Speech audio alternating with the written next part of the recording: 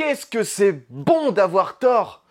Non, vraiment, vous pouvez pas savoir à quel point ça fait plaisir de se tromper. Si vous avez appris à me connaître, vous savez que je suis quelqu'un de plutôt pessimiste. C'est quelque chose que j'applique dans ma vie de tous les jours et c'est quelque chose que j'applique aussi au monde du cinéma. Alors comment ça se répercute? C'est-à-dire que je vais avoir beaucoup de mal à m'emballer pour un quelconque projet cinématographique tant que je vais pas avoir de preuves tangibles sous les yeux. Voilà, vous le savez, hyper's gonna hype. Mais du coup, quand je vais voir un film dont je n'attends absolument rien, où je suis même persuadé d'avance que ça va être plus ou moins raté, eh bien quand je me rends compte après visionnage que j'avais complètement tort de m'en faire, je suis content. Et c'est le cas pour le film d'aujourd'hui.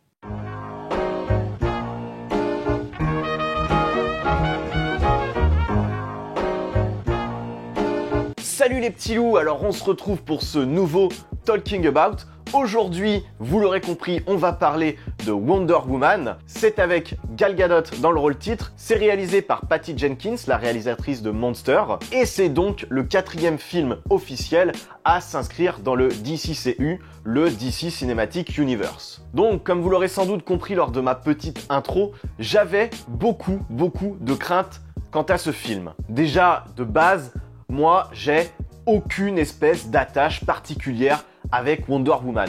C'est un personnage qui ne m'a jamais passionné, je n'ai pas grandi avec, j'ai jamais vraiment lu les comics. Bref, voilà, Wonder Woman, ce que j'en connais, c'est plus ou moins ses apparitions dans les comics de Superman, et ça s'arrête grosso modo ici. Ensuite, la promotion du film, via les réseaux sociaux, donnait lieu à une espèce de posture féministe que je trouvais un petit peu indigeste.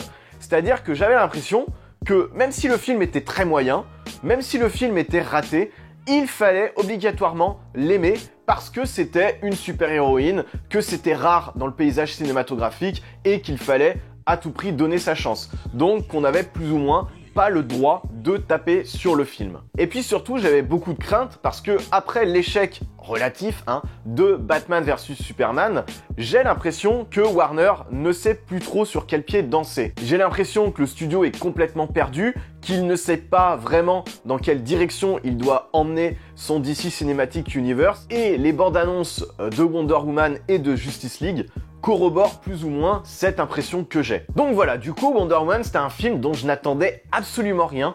J'étais même pas sûr d'aller le voir en salle, j'avais même pas trop envie d'y aller. Et puis, ben voilà, il y a plusieurs autres critiques qui ont réussi à me convaincre.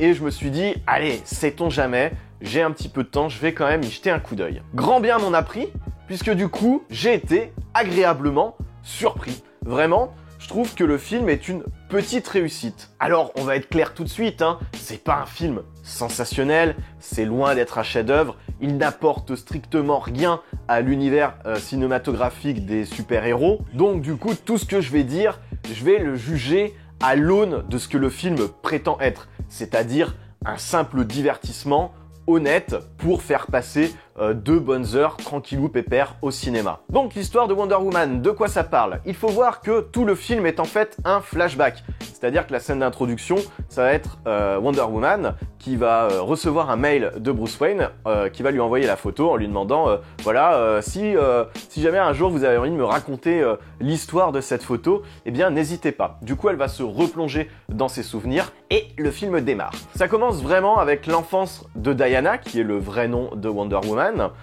Du coup, on va voir comment elle a été élevée sur l'île des Amazones, jusqu'au jour où, alors qu'elle vient d'atteindre l'âge adulte, un avion va atterrir sur son île avec quelqu'un qui va tomber dans la mer.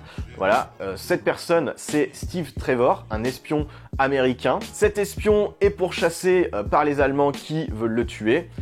Les Amazones prennent son parti, tuent les Allemands, interrogent le mec, et du coup, Diana prend conscience que peut-être sa destinée est tout autre que celle de rester sur cette île. Elle part avec Steve Trevor, le pilote, pour combattre pendant la Première Guerre mondiale aux côtés des Alliés et ramener un petit peu de paix et d'amour sur cette terre qui s'entre-déchire. Donc je disais que j'avais beaucoup aimé le film, et pourtant ça partait très mal.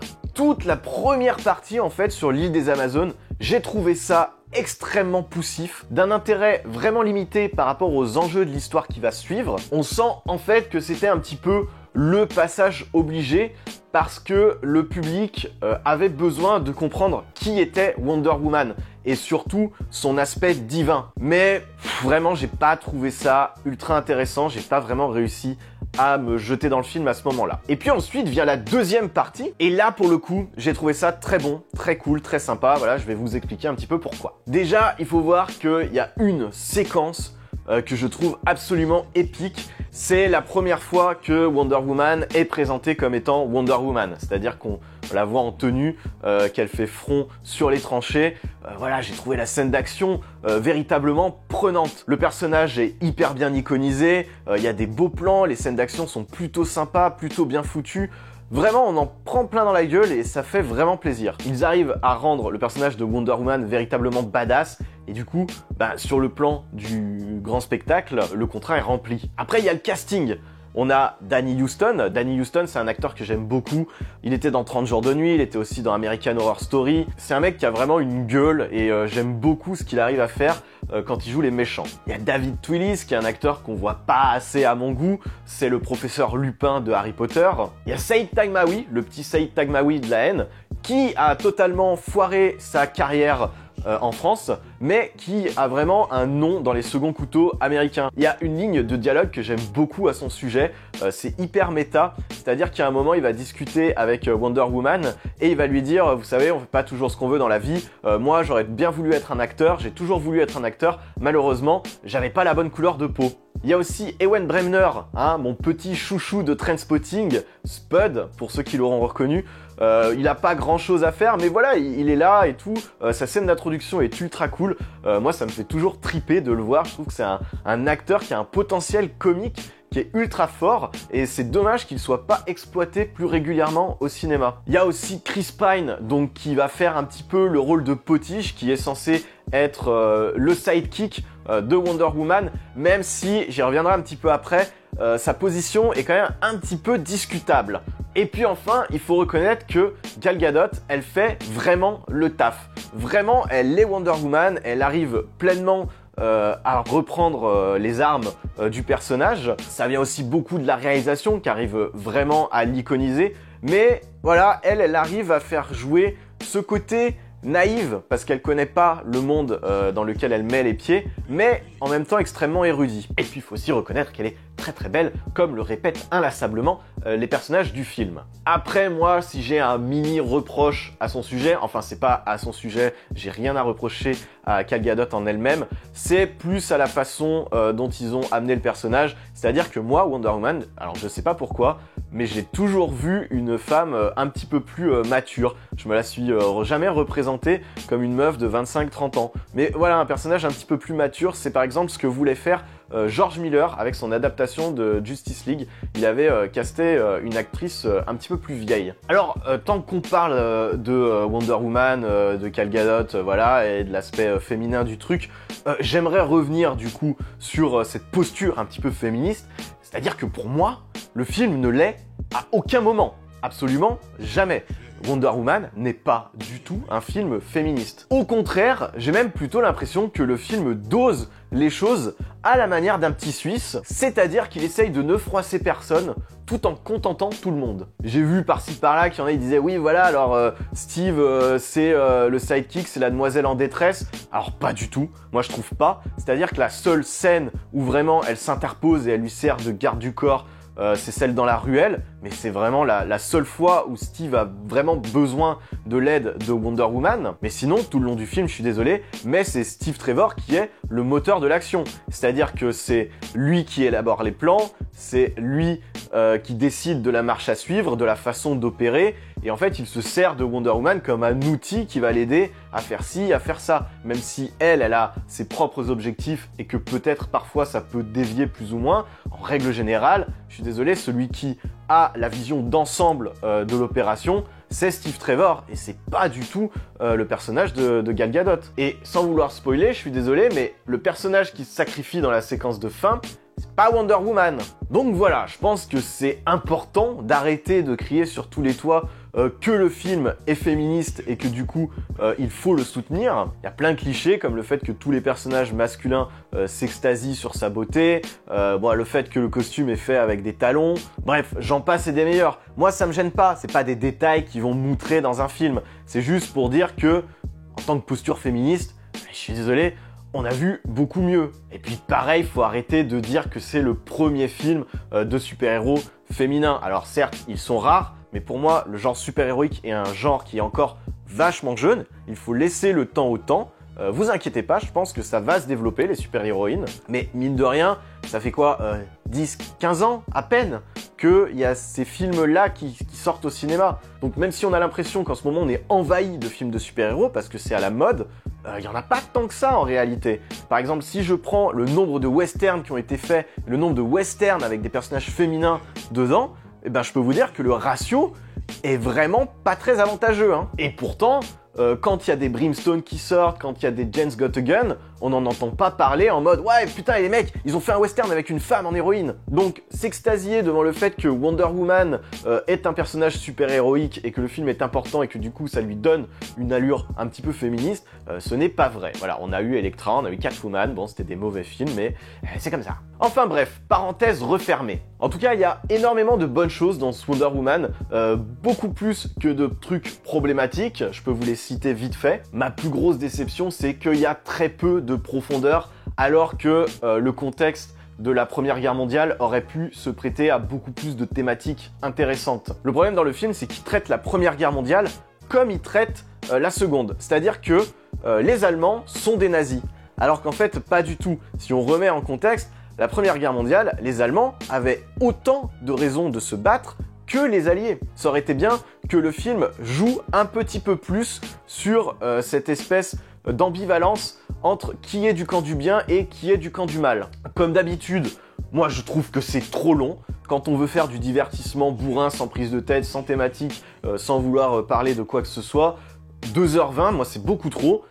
Faites des films de 2 heures, putain, revenez à des durées de 1h50, 2 heures, ça suffit largement, et je suis sûr que dans Wonder Woman, il y avait moyen de me dégager 15-20 minutes, là, c'est facile. On n'échappe pas non plus à un ébauche de romance entre Diana Prince et Steve Trevor, ça c'est bien dommage, ça sert à rien. Comme d'habitude, chez Warner, il y a encore débauche de CGI dans le final. Pour Wonder Woman, ça m'a pas particulièrement gêné, mais vraiment, ce sera pas forcément du goût de tout le monde. Mais après, c'est vrai que la représentation d'Ares est relativement fidèle par rapport à ce que je connais des comics. Donc, je me suis pas alarmé dessus, mais c'est un petit peu dégueulasse quand même. Et puis, comme d'habitude, on n'échappe pas aux propos ultra neuneux avec le Power of Love. Mais bon, au final, on a quand même un film de fort bonne facture, sans réelle fausse note et extrêmement réjouissant. En fait, j'ai l'impression que DC tente vraiment de se marveliser. Et je dis pas ça dans le sens, ils essayent de copier le style Marvel en rajoutant des blagues, en abandonnant le côté sombre, etc., etc.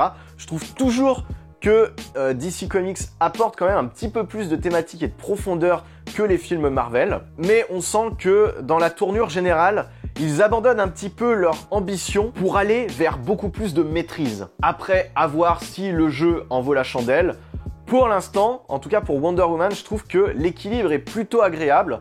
Donc voilà, j'espère que Justice League va me surprendre également dans ce bon sens parce que moi le trailer ne me fait pas du tout envie. Je trouve vraiment que ça ressemble à une espèce de série pour ados de luxe et l'humour qui est ajouté dans le trailer de Justice League ne me plaît pas du tout.